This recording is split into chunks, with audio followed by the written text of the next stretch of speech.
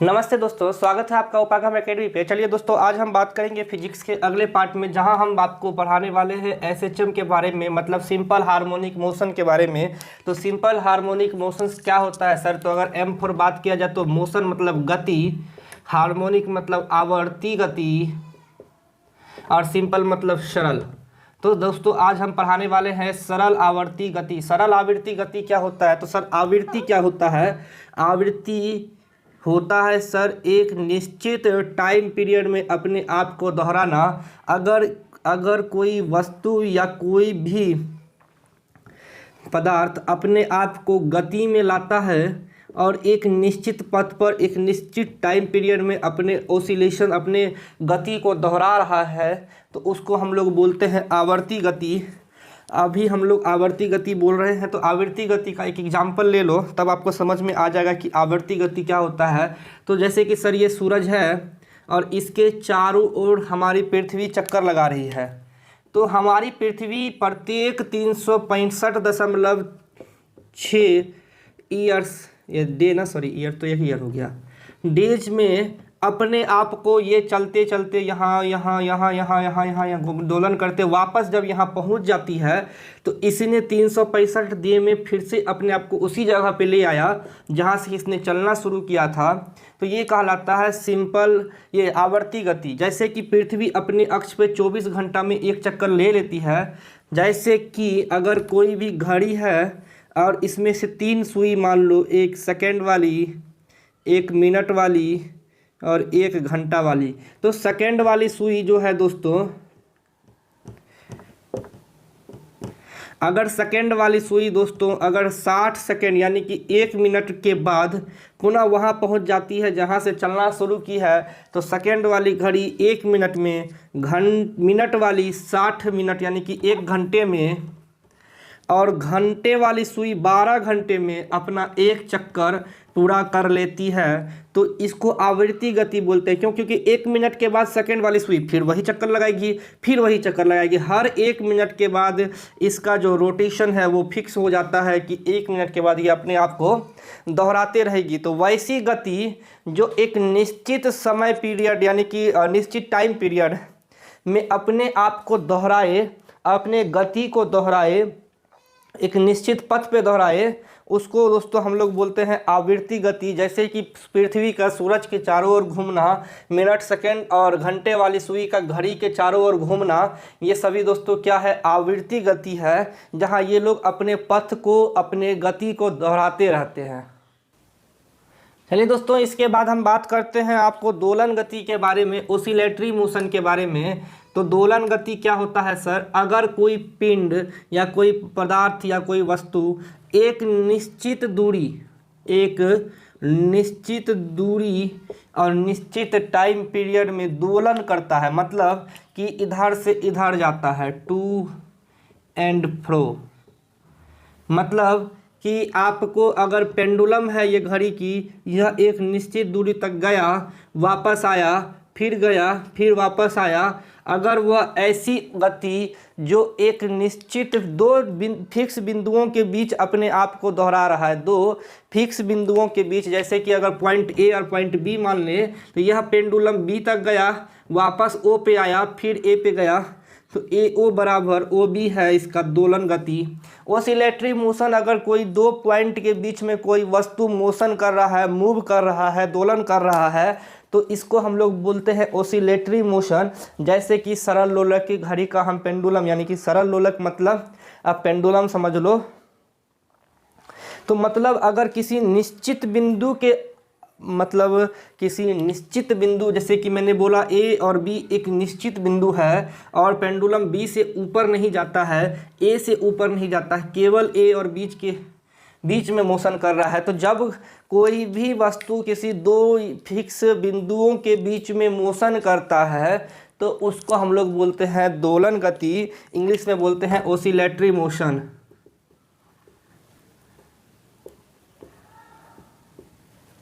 English में बोलते हैं ओसिलेटरी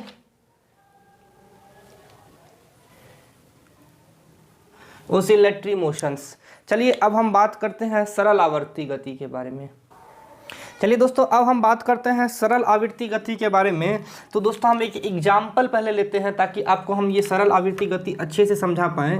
तो दोस्तों हमने लिया है एक पेंडुलम ओ, ये किसी घड़ी के किसी दो निश्चित पॉइंट ए, पॉइंट बी और पॉइंट ओ से, ये पेंडुलम जो है दोस्तों पॉइंट ओ से हमने क्या किया, लटका के छोड़ दिया।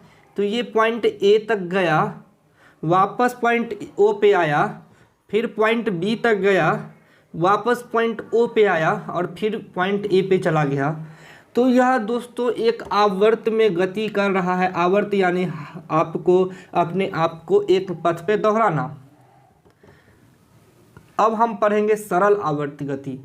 तो जब कोई वस्तु किसी एक सरल रेखा पे मूव करे, अब यहाँ तो सरल रेखा आपको दिख नहीं रही है, हम आपको बता रहे हैं कि क्या, कि जब कोई वस्तु किसी सरल रेखा पे मूव करे और दो निश्चित पॉइंट पे मूव करे, तो जो मध्य बिंदु है, जो मध्य पॉइंट है, जो मीन पोजीशन है, आपका मुख्य बिंदु हो और मुख्य बिंदु के इधर उधर कोई वस्तु मूव करे, तो जो वस्तु के मूव का जो त्वरण है यानी कि जो एक्सेलरेशन है, वह आपको उस दोनों बिंदुओं के बीच में जो विस्थापन है, विस्थापन हमने बता चुके हैं।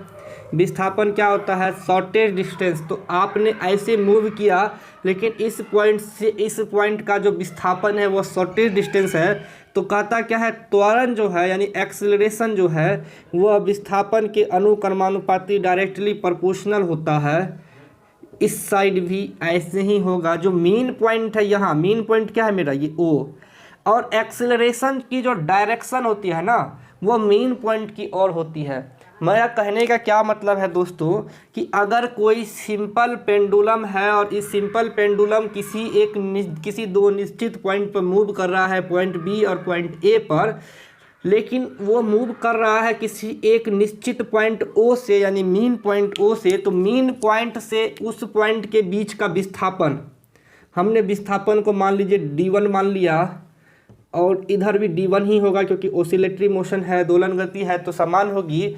और इसका विस्थापन d1, ये मोशन कर रहा है इस पथ पे, लेकिन जब इसका विस्थापन त्वरण से डायरेक्टली प्रोपोर्शनल हो जाए और त्वरण का डायरेक्शन किधर लगे, एक्सेलरेशन का डायरेक्शन मीन पॉइंट की ओर लगे, मध्य बिंदु की ओर लगे, तो इस केस में क्या होता है दोस्तों, जो वस्तु होती है वह एक सरल रेखा पे मूव करती हुई मानी जाती है।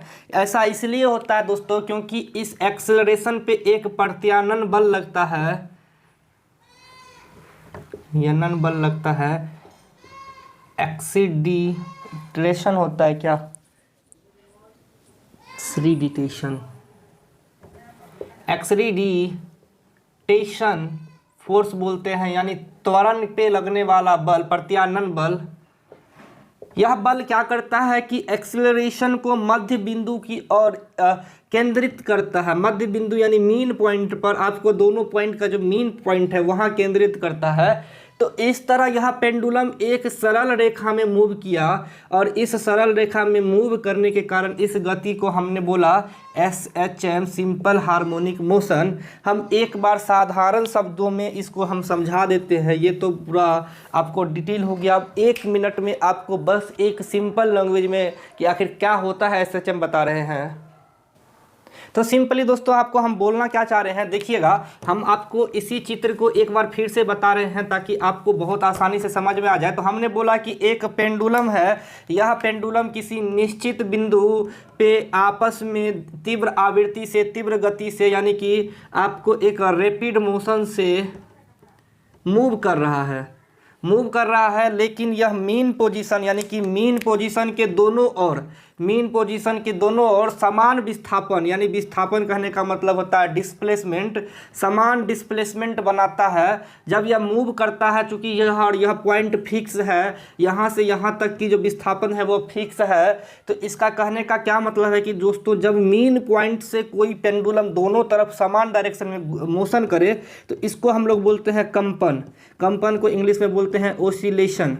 कंपन का मतलब कि सेम दो फिक्स पॉइंट के बीच में अपने आप को दोहराते रहना। तो इस कंडीशन में इसका एम्पलीट्यूड सेम होता है, आयाम, इसको बोलते हैं एम्पलीट्यूड, इसका लेंथ ये जो तरंग आपको वेव दिख रहा है, वेव का जो लेंथ होता है इसको हम लोग आयाम एम्पलीट्यूड बोलते हैं, तो आयाम सेम होता है। अब होता क्या है सर कि जब यह यहाँ मूव किया तो इसका कुछ एक्सेलरेशन होगा, इसका कुछ एक्सेलरेशन होगा, जो कि हमने मेन पॉइंट से दोनों ओर कंसीडर किया है, तो एक्सेलरेशन का डायरेक्शन होता है मेन पॉइंट की ओर, यानी कि मध्य बिंदु की ओर।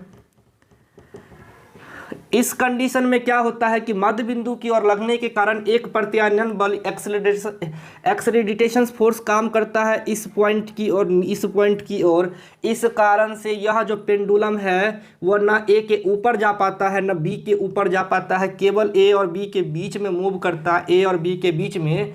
तो इस कंडीशन को हमने बोला SHM, सिंपल हार्मोनिक मोशन। अब समझ में आया दोस्तों कि अगर दो निश्चित पॉइंटों के बीच में अगर कोई वस्तु कंपन करता है यानी दोलन करता है तो उसको हम ओसिलेशन बोलते हैं, और अगर यह ओसिलेशन मेन पॉइंट के दोनों ओर हो तो यह एक सरल रेखा में मूव करना कहलाता है, इसको हम लोग बोलते हैं SHM। तो मेरा मेन पॉइंट मेन पोजीशन है, तो इसमें एक कंडीशन खाली बोला गया क्या कि जब मेन पॉइंट के दोनों ओर मोशन करता है तो जो हमारा एक्सेलरेशन है वो डायरेक्टली प्रोपोर्शनल हो जाता है डिस्प्लेसमेंट के। इसीलिए क्योंकि जो एक्सेलरेशन है वो डिस्प्लेसमेंट को कंसीडर करता है, वह डिस्प्लेसमेंट को दिखाता है, और इसी से हमारा एम्पलीट्यूड निकलता है। तो दोस्तों अगर हमने बोला कि मेन पॉइंट कंसीडर होता है, तो अगर कोई पेंडुलम किसी निश्चित पॉइंट के बीच में मूव करेगा तो इसमें क्या क्या हो सकता है। तो जब मेन पॉइंट की ओर एक्सेलरेशन 0, दोलन करते समय इसका वेलोसिटी मैक्सिमम होगा।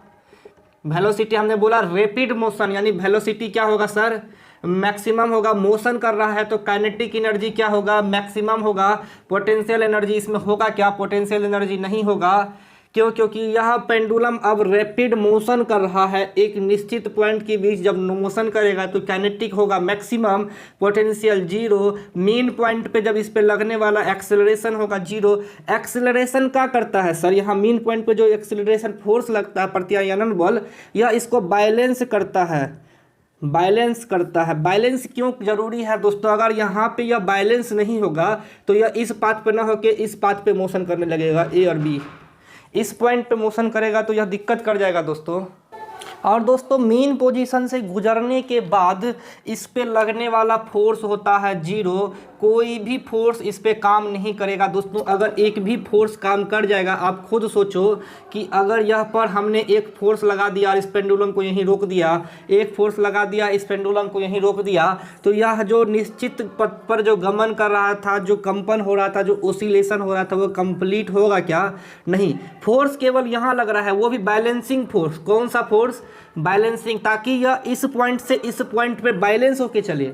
रोटेशन जो है वो खराब नहीं हो, ऐसे ऐसे रोटेट ना करने लगे, यह केवल ए और बी के बीच में मूव करे। इसके लिए हम बीच में एक एक्सेलरेशन 0 होगा और यहाँ पे एक एक्सेलरेशन, यानी एक्सेलरेशन के द्वारा लगने वाला फोर्स एक्सेलरेटेशन फोर्स, जिसको हम लोग प्रत्यानयन बल बोलते हैं, यह इस पे लगता है ताकि यह इसको पेंडुलम को इस और इस दो पॉइंट के बीच में मूव करने के लिए बैलेंस करता है।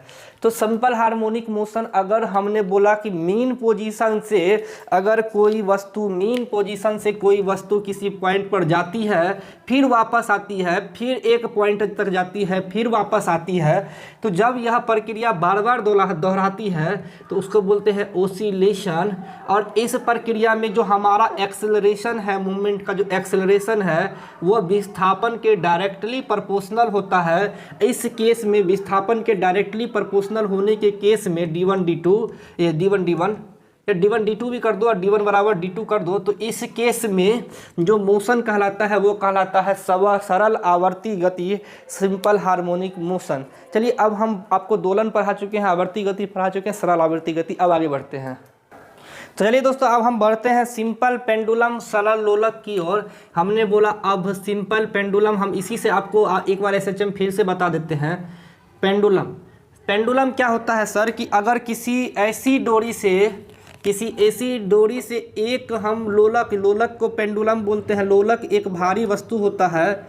लोलक क्या होता है, एक भारी वस्तु होता है जो एक डोरी से लटका हुआ रहता है, लेकिन कंडीशन क्या है कि डोरी का इलास्टिसिटी होना चाहिए 0। TCT होना चाहिए 0। मतलब कोई भी इलास्टिसिटी काम नहीं करे, जो रस्सी है, जो रोप है, वो भारहीन होनी चाहिए। रोप ये नहीं कि हमने इस पर कोई भी फोर्स लगाया तो रोप अपना आकृति चेंज कर ले। हमने इलास्टिसिटी में बोला कि अगर कोई ऑब्जेक्ट है, इस पर डिफॉर्मिंग फोर्स लगा दो तो यह अपना आकृति बदल लेता है, फिर वापस आ जाता है, इलास्टिसिटी कहलाता है। हमने बोला नहीं, जब सिंपल लोलक यानी कि सरल लोलक यानी सिंपल पेंडुलम की बात करें तो यहाँ पहले डोरी ऐसी लेना जो फिक्स हो, जो इलास्टिसिटी का काम नहीं करे, जिस पर इलास्टिसिटी काम नहीं करे, यानी इसका लंबाई चौड़ाई कुछ बढ़े नहीं, एक फिक्स हो। तो जब एक फिक्स डोरी में एक भार वाले लोलक, जिसको हम लोग हिंदी में इंग्लिश में बॉब बोलते हैं, लोलक को क्या बोलते हैं, बॉब, जिसका कुछ वजन होता है, जिसका कुछ भार होता है, उसको बांध दिया जाता है, उसको बांध दिया जाता है।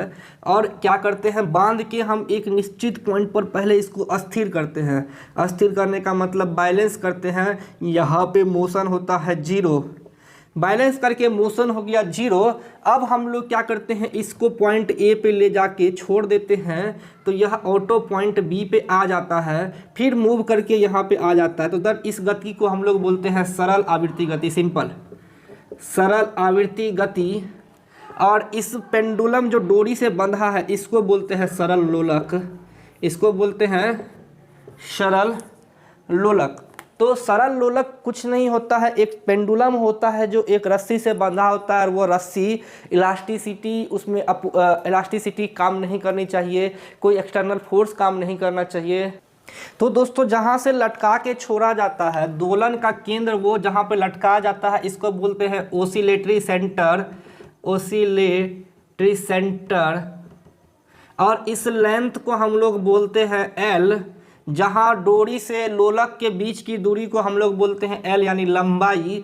और हम लोग जब लगा के छोड़ देते हैं तो छोड़ने से पहले के क्रम को बोलते लटकाना बोलते, सुनो, लटकाना कहलाता है सस्पेंशन। और सस्पेंशन को जब हम लटका के कहीं फ्री मूवमेंट के लिए छोड़ देते हैं, फ्री मूवमेंट के लिए छोड़ दो, तो इसको बोलते हैं SHM। कहाँ गया, इसको बोलते हैं SHM। लटका के बैलेंस करके रखना कहलाता है सस्पेंशन, और जब छोड़ देते हैं तो कहलाता है SHM। और यह निश्चित पॉइंट के बीच में मोशन कराना दोलन, ओसिलेशन यानी सरल आवृत्ति गति कहलाता है। अब इस गति को पूरा करने में जो टाइम लगता है सर, वो कहलाता है आवर्तकाल, जिसको हम लोग बोलते हैं टाइम पीरियड।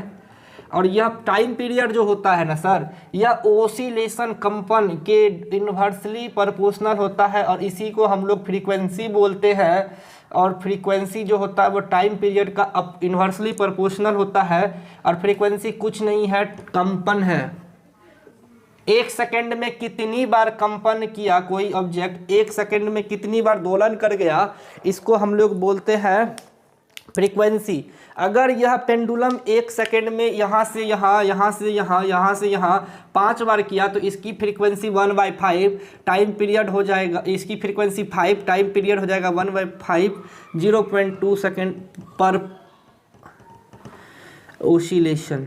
तो एक ओसिलेशन में कितना समय लग रहा है, 0.2 सेकेंड लग रहा है। इस तरह इसका आवर्तकाल निकला जाता है। अगर 5 कंपन एक सेकेंड में किया है तो एक कंपन 0.2 सेकेंड में करेगा, इसको हम लोग बोलते हैं आपको टाइम पीरियड। तो अगर हम सरल लोलक की सामान्य आवर्तकाल की बात करें तो वह होता है दोस्तों 1/2 पाई रूट अंडर L/G।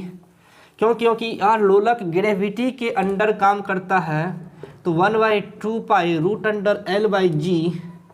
और फ्रीक्वेंसी जस्ट अपोजिट हो जाएगा, तो 2 पाई रूट अंडर L/G होता है, फ्रीक्वेंसी होता है 1/2 pi root under G/L। Just opposite हो जाता है फ्रीक्वेंसी टाइम पीरियड के। तो यह आपको सरल आवर्त गति का टाइम पीरियड पूछे तो यह, फ्रीक्वेंसी पूछे तो इस फॉर्मूला से लगाते हैं। अब हम लेंथ पे डिपेंड करता है मेरा टाइम पीरियड, तो time period directly proportional to L। लंबाई बढ़ेगा टाइम पीरियड बढ़ेगा, लंबाई बढ़ेगा तो फ्रीक्वेंसी घटेगा। फिर ग्रेविटी चेंज होने पे टाइम पीरियड, जहाँ ग्रेविटी कम टाइम पीरियड ज़्यादा, ग्रेविटी ज़्यादा टाइम पीरियड कम। ये फार्मूला से स्पष्ट दिख रहा है। इसके बाद एक पॉइंट इसमें रह जाता है सर, उसको बोलते हैं आयाम। आयाम को इंग्लिश में बोलते हैं एम्पलीट्यूड। एम्पलीट्यूड क्या होता है सर, कि जिस मीन पॉइंट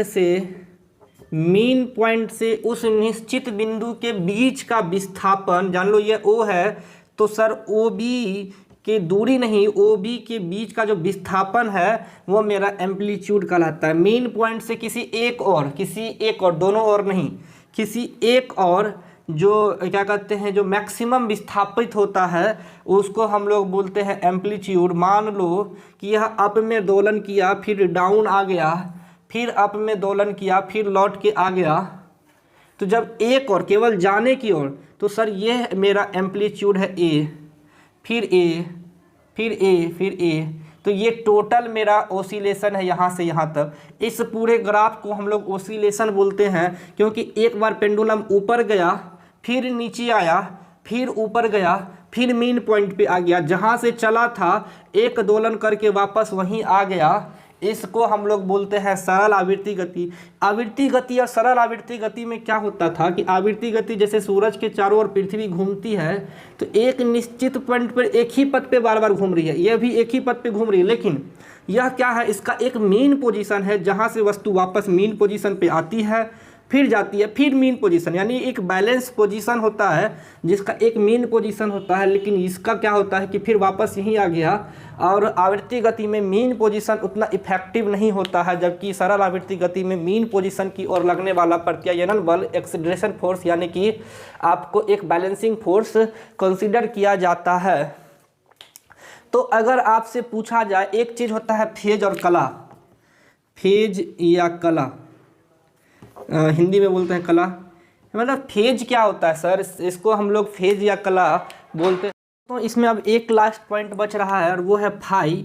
यहाँ फाई 0 है, यहाँ फाई π/2, 3π/2, इसी तरह बढ़ते चला जाएगा। फाई क्या होता है, तो सर फाई होता है फेज, जो हम यहाँ आपको दिखाए हैं।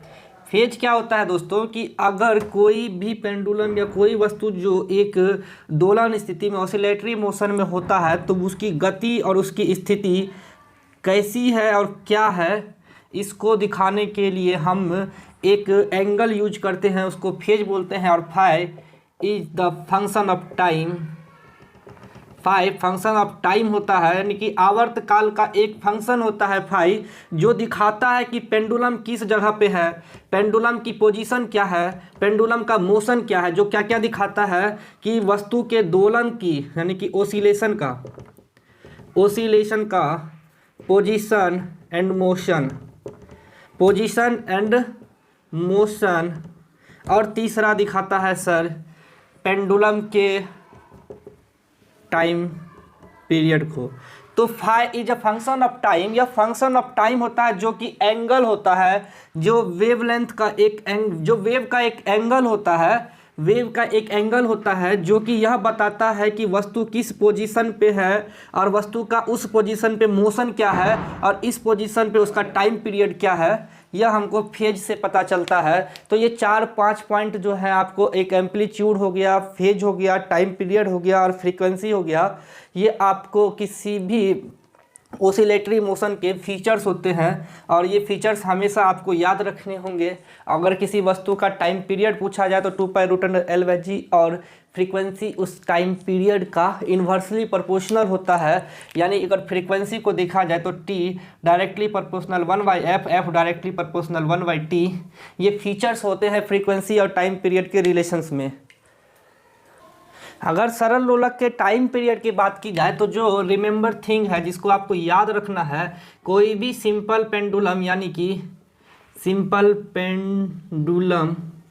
यानी कि सरल लोलक, इसका जो टाइम पीरियड होता है वो टाइम पीरियड होता है 2 सेकेंड का और मैक्सिमम टाइम पीरियड होता है 84.6 मिनट का।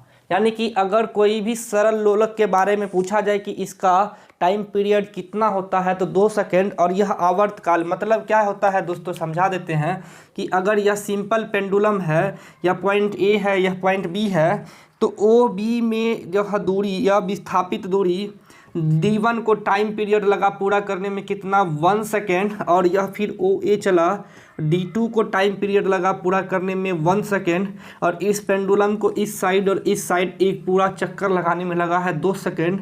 यह मैक्सिमम नहीं है, यह आपको एक्चुअल टाइम पीरियड है जो किसी भी सरल लोलक को लगता है अगर उस पे कोई भी बाह्य बल काम नहीं कर रहा, एक्सटर्नल फोर्स नहीं लगाया जा रहा है तो उसका टाइम पीरियड 2 सेकेंड होता है। और मैक्सिमम टाइम पीरियड किसी भी सरल लोलक का 84.6 मिनट होता है, इससे ज़्यादा नहीं हो सकता है।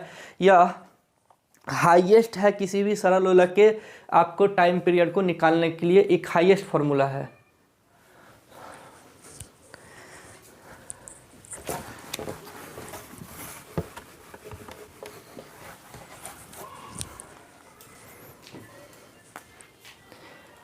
अब चलते हैं दोस्त, इस चैप्टर से आपको क्या क्या पूछा जा सकता है। इस चैप्टर से जो मैक्सिमम क्वेश्चन पूछे जाते हैं वो पूछे जाते हैं टी और एफ के फॉर्मूला से, और वो फॉर्मूला कहलाता है √2π√L/g और 1/2π√g/L। उलट दो इसको, तो हमेशा क्वेश्चंस पूछा जाएगा क्या कि अगर तार की लंबाई बढ़ जाए, तार की लंबाई बढ़ जाए, अगर हम पेंडुलम को पहाड़ पर लेके चल जाएं या पृथ्वी के सतह के नीचे लेके चले जाएं, पृथ्वी के अंदर लेके चले जाएं, चंद्रमा पे लेके चले जाएं, अंतरिक्ष में लेके चले जाएं, क्वेश्चन पूछता है कि टाइम पीरियड क्या होगा, फ्रीक्वेंसी क्या होगा अगर किसी तार की लंबाई बढ़ जाए, तार का टेम्परेचर बढ़ा दिया जाए, टेम्परेचर इंक्रीज कर दिया जाए, अगर मेटल का वायर है तो रोप, अगर रोप है, रोप से लटकाए हुए हैं, अचानक से बीच से रस्सी टूट जाए या रस्सी जो है वो कमज़ोर पड़ जाए या ओसिलेशन बढ़ जाए तो टाइम पीरियड क्या होगा, फ्रीक्वेंसी क्या होगा। ये क्वेश्चंस बहुतों बार एग्जाम में इसी पैटर्न पे क्वेश्चंस पूछे जाते हैं। अगर एग्जाम में क्वेश्चंस आएंगे तो इससे रिलेटेड आएंगे। इससे पहले जितने भी पूछे हैं उसमें वो 2 सेकेंड और 84.6 मिनट में 2 सेकेंड वाला क्वेश्चन एग्जाम में पूछा गया है। तो चलिए हम एक बार इससे रिलेटेड क्वेश्चन हम देखते हैं। तो दोस्तों, अगर हमसे पूछा जाए कि अगर हमने किसी तार की लंबाई को बढ़ा दिया जाए, तार की लंबाई को बढ़ा दिए हैं तो टाइम पीरियड क्या होगा, तो इस दोनों फॉर्मूला से अगर हम निष्कर्ष निकालते हैं तो हमको ये निकलता है क्या, अगर लंबाई के रिस्पेक्ट में देखा जाए तो directly proportional, time period directly proportional L होता है, फ्रीक्वेंसी डायरेक्टली प्रोपोर्शनल √L होता है, 1/√L होता है। तो अगर हम किसी भी तार की लंबाई बढ़ा देंगे तो टाइम पीरियड बढ़ेगा, लेकिन फ्रीक्वेंसी क्या होगा, ये घटेगा। अगर हम पहाड़ पे चले गए तो हम लंबाई को नहीं चेंज कर रहे हैं, पहाड़ पे चले गए तो होता क्या है सर, पहाड़ पे जाने के बाद जी का मान घटता है। तो एक और फीचर्स है, टी इन्वर्सली प्रोपोर्शनल जी होता है और फ्रीक्वेंसी डायरेक्टली प्रोपोर्शनल जी होता है। तो जैसे ही पहाड़ पे गए जी का मान घट गया तो टी का मान क्या होगा, उलट जाएगा, टी का मान बढ़ जाएगा। जी का मान घटाएंगे तो टी का मान क्या होगा, बढ़ेगा। इन्वर्सली प्रोपोर्शनल है, ये कम तो ये ज़्यादा, इन्वर्सली प्रोपोर्शनल में। डायरेक्टली प्रोपोर्शनल में एल बढ़ाओ तो टी बढ़ेगा, एल घटाओ तो टी घटेगा। और फ्रीक्वेंसी क्या होगा, जी का मान घटने से घटेगा क्योंकि डायरेक्टली प्रोपोर्शनल है। तो इस टाइप के क्वेश्चंस ने आपको हम बता चुके हैं कि जी का मान कहाँ क्या होता है, जी का मान कहाँ क्या होता है ये हम आपको बता चुके हैं। अगर हमने बोला कि अगर आप एक पेंडुलम को लेके चले जाओ विषुवत रेखा पे यानी इक्विलेटर लाइन पे, और एक को लेके जाओ ध्रुव यानी पोल पे, तो क्या होगा इस पेंडुलम की।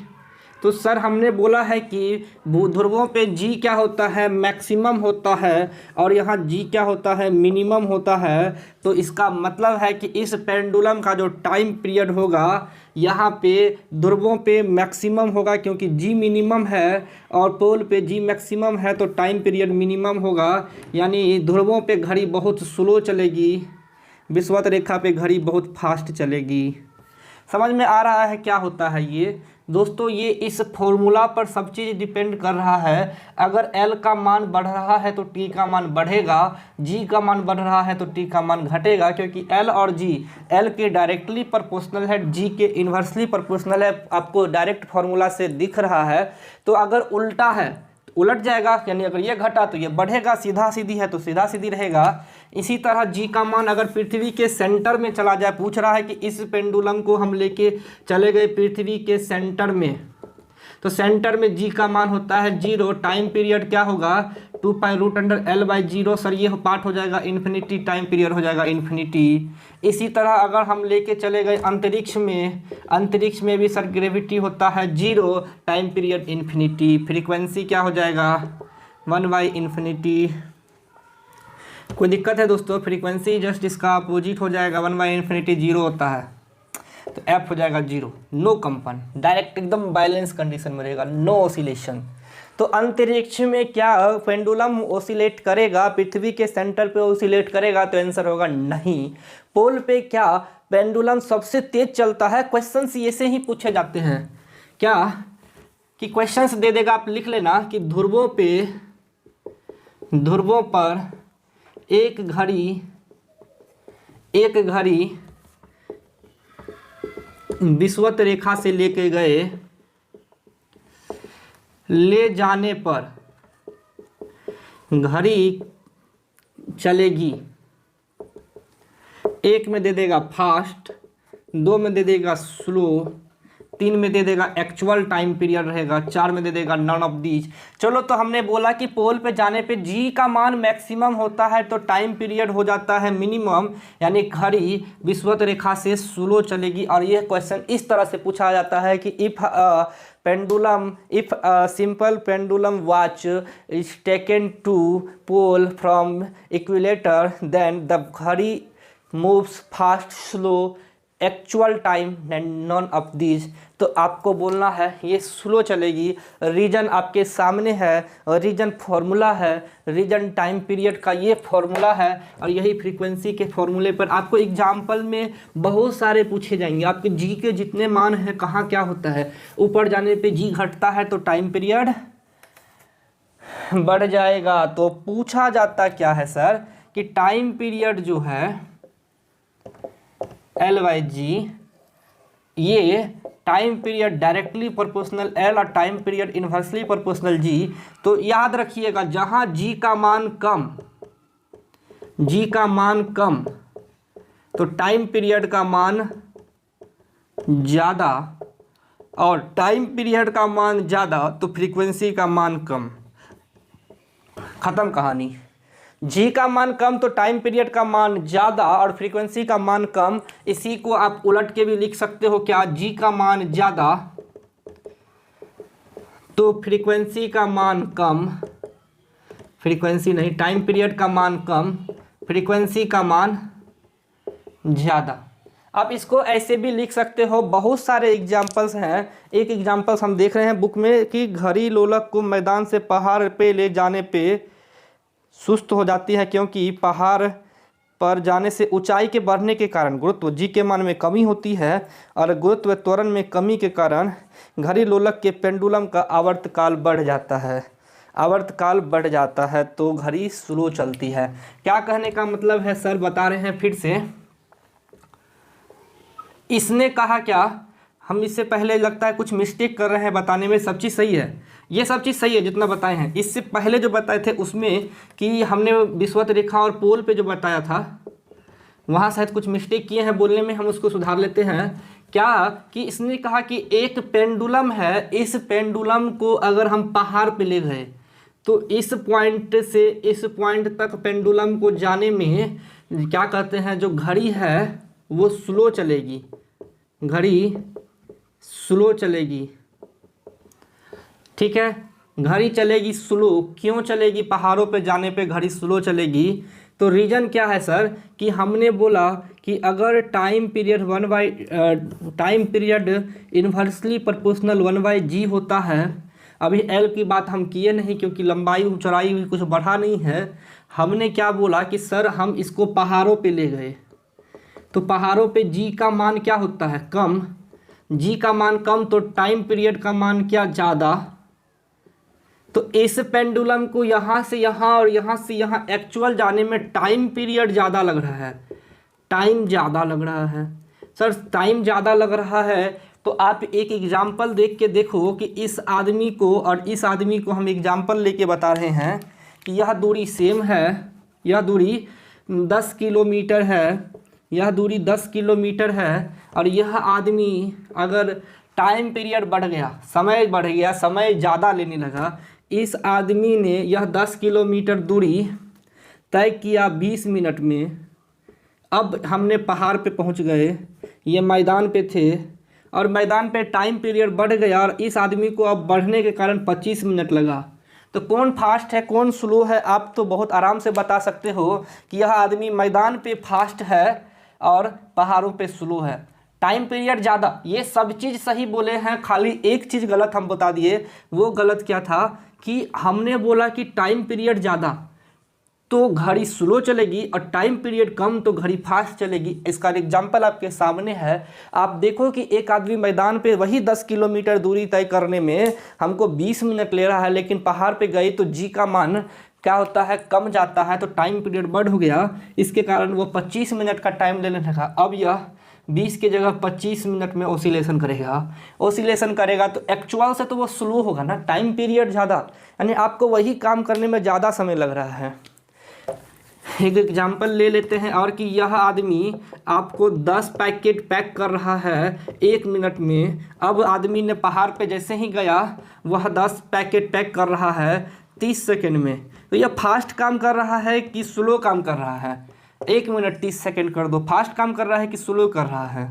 एक्चुअल बात है कि सर वो 1 मिनट से 1.5 मिनट पे आ गया तो वो आदमी तो अब स्लो कर रहा है, बेटा काम चोर हो गया है पहाड़ पर जाते ही।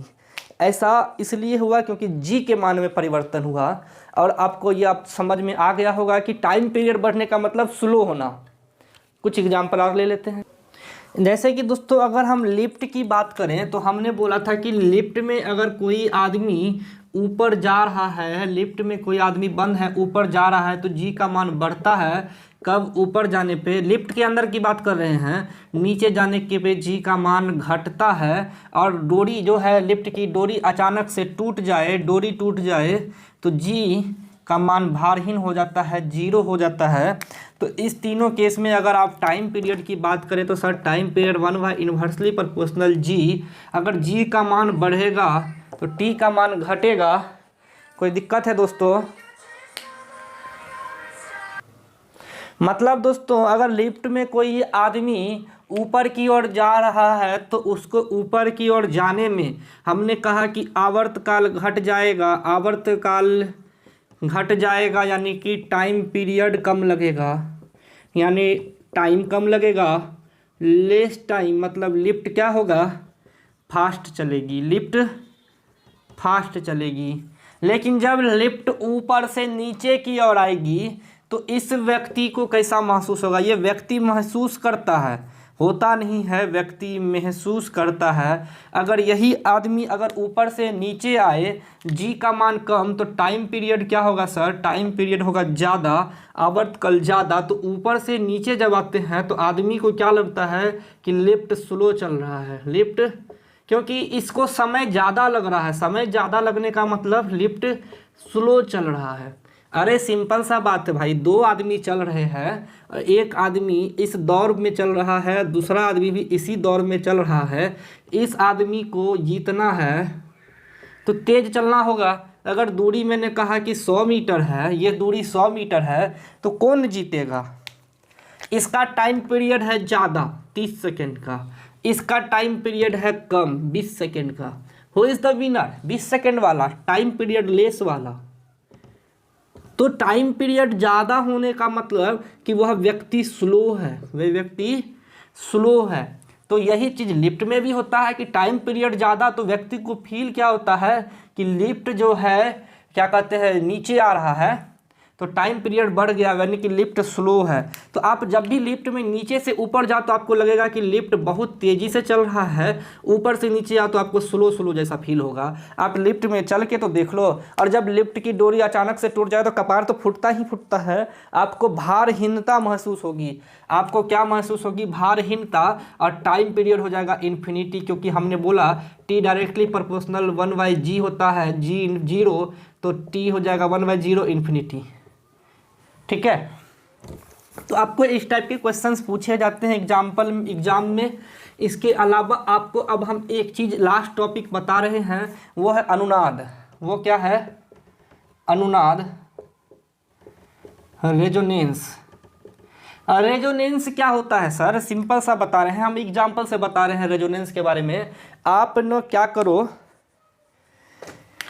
इस दोनों को टक्कर मारो, टक्कर मारो, टक्कर मारो, टक्कर मारो, और देखना किसी टक्कर मारते मारते मारते मारते एक ऐसा टाइम आएगा जब ये और ये टूट जाएंगे। Why both markers are block, इसका रीजन है रेजोनेंस। होता क्या है सर? टक्कर मारने से एक आवृत्ति प्रोड्यूस होती है, और यह आवृत्ति इन दो मार्करों के बीच की आवृत्ति, यानी कि F1 ये ब्लू वाला मार्कर है और F2 ये ब्लैक वाला मार्कर है। अगर दोनों की फ्रीक्वेंसी मैच कर गई तो ये दोनों टूट जाएंगे। यह मेथड, यह प्रक्रिया रेजोनेंस कहलाता है। आपको हम एक साधारण सा एग्जांपल देते हैं कि सर मेरा एक मकान है, सामने एक रोड बन रहा है, सामने एक रोड बन रहा है, और यहाँ एक रोड रोलर चल दिया।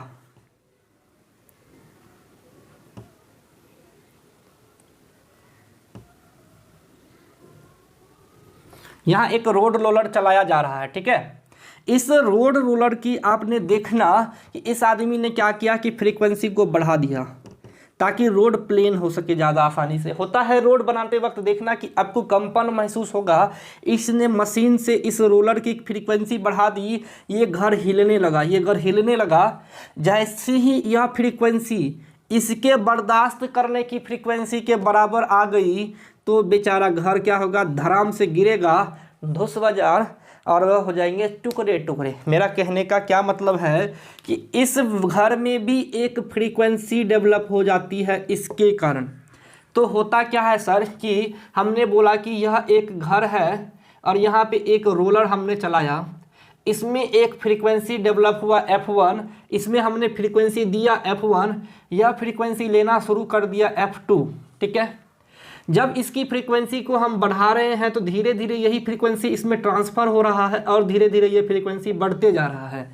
एक ऐसा टाइम आएगा जब इसकी फ्रीक्वेंसी से मैच कर जाएगी तो ये घर क्या होगा? गिर जाएगा। क्यों? क्योंकि अब ये फ्रीक्वेंसी मैच कर गया, इसकी फ्रीक्वेंसी से अब बर्दाश्त नहीं हो रहा है, ओवर हो गया है, तो ये गिर जाएगी। मैच करने के बाद गिर जाना यानी कि ये घटना कहलाती है रेजोनेंस, जहाँ किसी एक की फ्रीक्वेंसी किसी दूसरे की फ्रीक्वेंसी को मैच कर जाए, बराबर हो जाए।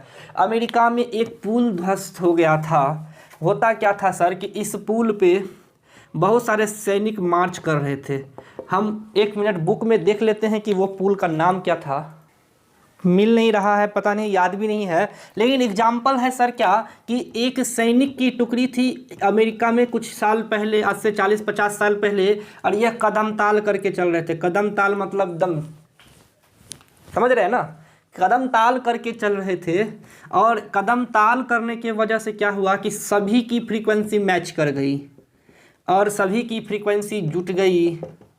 इन सभी की फ्रीक्वेंसी जुटने के कारण यहाँ पे एक भयानक लेवल पे आवृत्ति उत्पन्न हुई, और यह आवृत्ति जो पुल की फ्रीक्वेंसी थी, यह आवृत्ति जो सैनिक ने प्रोड्यूस किया, यह पुल को हिलाने लगी। इस F1 से पुल ने क्या किया, जैसे यहाँ पे घर ने लिया था, इस आवृत्ति को गेन करने लगा। धीरे धीरे धीरे पुल की आवृत्ति बढ़ने लगी। जब सैनिक के कदम ताल की आवृत्ति पुल के बर्दाश्त करने की आवृत्ति के बराबर हो गई, पुल गिर गया, सभी सैनिक डूब के मर गए।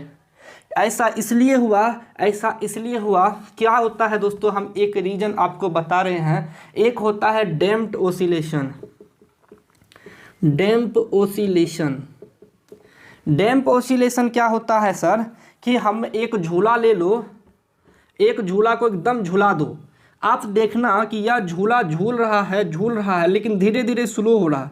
एक बार धक्का मार के छोड़ दो तो आपने देखना क्या है कि एक बार जब धक्का मारा ना मैंने, तो यह झूला पहली बार में उड़ के यहाँ तक आया, फिर यहाँ तक गया, फिर दूसरी बार में यहीं तक गया, फिर यहाँ तक गया, तीसरी बार में यहाँ तक गया, फिर यहाँ तक आया।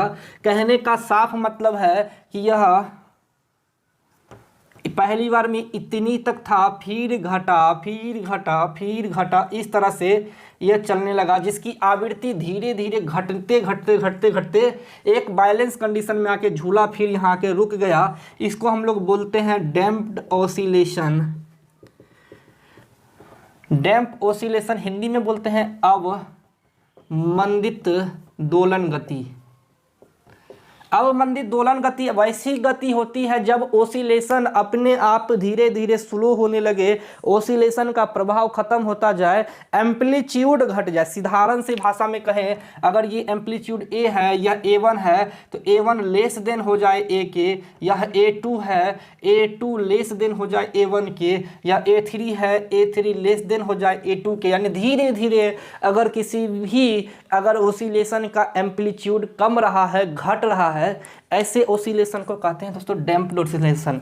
लेकिन यहाँ ओसिलेशन घटने की जगह बढ़ते जा रहा है, क्योंकि oscillation directly proportional to frequency लेकिन बढ़ रहा है, फ्रीक्वेंसी बढ़ रहा है, ओसिलेशन बढ़ रहा है। इस कारण से यह पूल में एक फ्रीक्वेंसी जनरेट हुई, या इस फ्रीक्वेंसी को जो सैनिकों के कदम ताल से उत्पन्न हुआ था उसको मैच कर गई।